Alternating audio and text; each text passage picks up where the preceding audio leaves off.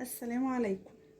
هنعمل النهارده مع بعض وصفه حلوه جدا وبنحبها، هي التورلي او طاجن اللحمه بالخضار. طريقه سهله جدا وبسيطه، وهنعملها مع بعض النهارده وهتطلع معانا جميله جدا، وهنشوف هنقدمها ايه وازاي. تمام. انا عندي طواجن هعمل فيها الوصفه بتاعتي النهارده، هنشوف هنقدمها ازاي في الطواجن. بس ندخل في المقادير بتاعتنا على طول. انا معايا لحمه، معايا طماطم مقطعه مكعبات، كوسه مقطعه مكعبات، وبصل مكعبات، فلفل الوان مكعبات برضو، وجزر مكعبات، وعندي بسله، وعندي فلفل حامي، وعندي التوابل ملح وفلفل اسود وسبع بهارات ولورا، ورشه صغيره جدا من جوز الطيب وزيت. تمام. يلا بينا بقى نقول بسم الله ونشوف هنجمع وصفتنا دي ازاي وهنعملها ازاي. يلا بينا. انا عندي هنا بوله او عندي طبق هجمع فيه ايه الخضار بتاعي. اول حاجه هنزل اللحمه وانزل عليها التوابل بتاعتي اللي هي البهارات والفلفل وجوز الطيب واللورا. تمام كده. هنزل بقى بالخضار، انزل الطماطم، الكوسه، الفلفل الالوان،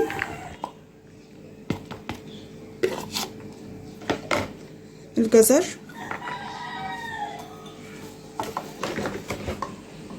والبصل، واخر حاجه هنزلها البسله.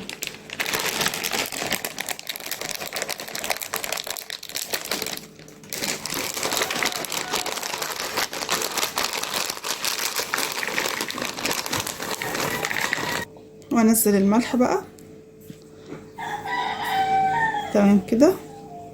بس كده. واقلبها بقى مع بعضها كلها ونشوف هتبقى عامله ازاي. كده عندي قلبت بقى الخضار واللحمه، وجبت عندي الطواجن زي ما احنا شايفين. كل ده الطواجن الصغيره ده بيبقى كل واحد ليه الطاجن بتاعه، يعني بحط حته اللحمه وعليها شويه الخضار وبتتقدم كده. تمام.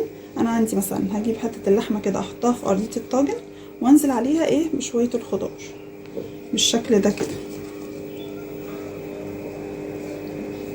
كده بالشكل اللي احنا شايفينه ده كده مع بعض بالشكل ده. تمام. هكمل بقيه الطواجن بنفس الشكل. تمام كده. احنا كده رصينا الطواجن بتاعتنا بقت بالشكل ده. فضل عندي خضار فحطيتهم في طاجن كبير وطاجن صغير عشان عادي يتاكلوا، بيبقى طعمه جميل جدا، مش لازم لحمه، بجد بيبقى طعمهم حكايه جدا.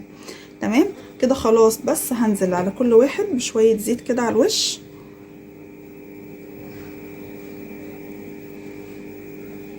وخلاص كده. انا محطتش ميه يا جماعه للحاجه دي. هنقفلها بورق فويل، ورق زبده، وهي هتنزل كل السوائل بتاعتها وهتستوي فيها، فانا مش هزود ميه. تمام. خلاص كده. يلا بينا نقفلهم بقى مع بعض ونشوف هيبقى شكلهم معانا عامل ازاي. يلا. انا عندي بقى دلوقتي ورق زبده مقطعه بالشكل ده، هحطه الاول قبل ورق الفويل عشان ايه يعزل بين الاكل وبين ورق الفويل، ما ينفعش نحط ورق الفويل على طول. تمام. وبنزل بالورق الالومنيا كده واقفل بقى كده بالشكل ده بقى بالشكل ده كده عندي. تمام. هقفل تاني بقى، احط ورقه زبده الاول بالشكل ده كده. اهم حاجه بس ان هي تعزل بين ورق الالومنيوم وبين الاكل عشان بس ايه ما يبقاش فيه ضرر علينا بالشكل ده كده. واجيب ورق الالومنيوم. خلاص دلوقتي خلصنا الطواجن كلها، قفلناها بالشكل اللي انتوا شايفينها معانا دي.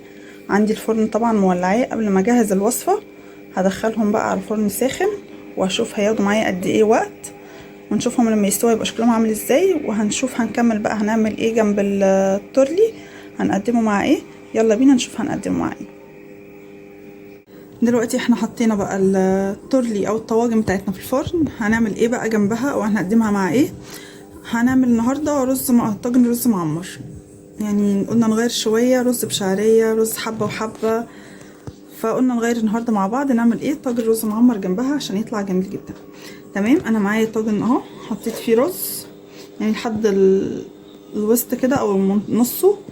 تمام. وغسلاه وتمام كل حاجه يعني ايه مظبوطه معايا. عندي بقى ايه، هحتاج لبن، هحتاج معلقتين قشطه. وش اللبن بقى قشطه بتشتريها من السوبر ماركت عادي زي ما انت عايزه. عندي هنا 3 معالق كبار سمنه بلدي، معلقتين زيت وملح. تمام. هنا كميه السوائل اللبن او الميه، يعني مثلا انا عندي 4 كوبايات رز، هيبقى 4 كوبايات ميه. لو من انا هعمل بقى ايه رز معمر وهحتاج لبن، هيبقى هحتاج كوبايتين ميه وكوبايتين لبن. يعني مش هحط الكميه كلها لبن عشان الرز ما ينشفش معايا ويستوي كويس. تمام، دي نقطه مهمه جدا. فانا عندي هنا كوبايتين ميه عليهم كوبايتين لبن غليتهم، يعني ده سخن، لازم احطه على رز سخن عشان برضو ما يبقاش ما ينشفش وياخد ايه وقت في السوا. خلاص، همسك اعمل ايه، هنزل هنا معلقتين القشطه على اللبن والميه اللي عندي بالشكل ده. تمام.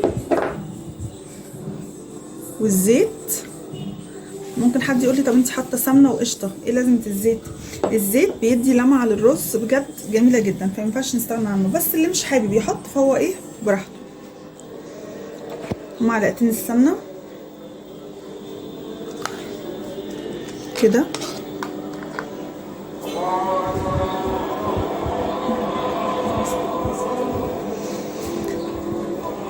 وهحط هنا الملح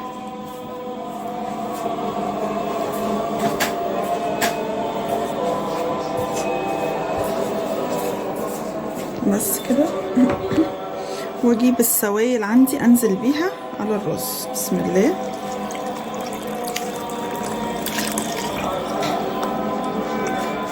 بالشكل ده كده.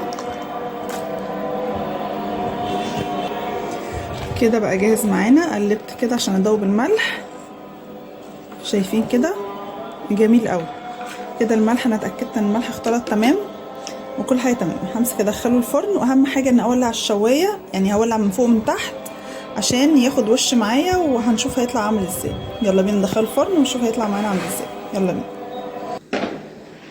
كده طلعنا معانا اكلنا من الفرن، طلعنا الرز معانا وطلعنا الطواجن بتاعتنا. هنفتحها بقى مع بعض كده ونشوف ايه عامله ازاي. يلا نفتح مع بعض كده الطواجن ونشوف ونقول بسم الله كده. خلي بالنا بس عشان سخنه.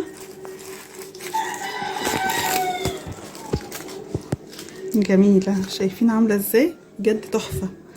شوف كمان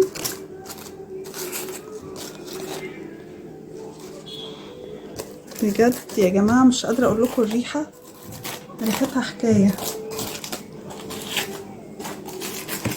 هنشوف ده كمان، شايفين جميل قوي. واللحمه بقى زي الزبده. هنقلب واحد كده مع بعض وهنشوف عامل ازاي. تمام كده. يلا نقلب واحد بقى مع بعض كده ونشوفه عامل ازاي. يلا بقى نقلب واحد مع بعض كده.